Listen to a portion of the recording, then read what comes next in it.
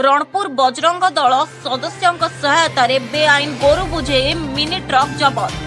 बेआईन गोरु बोझे mini truck जबत सह driver को पुलिस रे जिमा देले बजरंगी दल।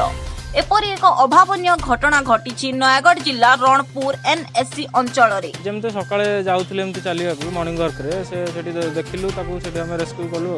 पांचटा गाई थिले से भीतर टाटा एसी रे। हाँ केस तो करिजो हमें देखा जाऊ थाना वाला कोन पदक्षेप नउछंदी।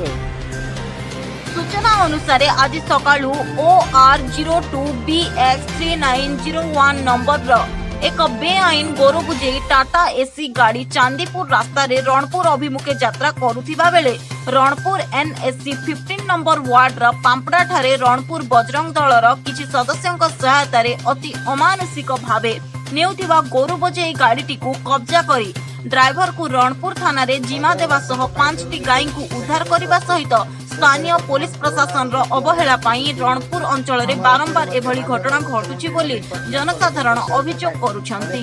एही कोरोना काल रे लॉकडाउन शटडाउन पाई समस्त यातायात रे कटकणा थिले भी केमिति एही गोरु माफिया माने बेआईन भावे जीवा आसीबा करुछंती साधारण रे प्रश्नवाची सृष्टि करिछि।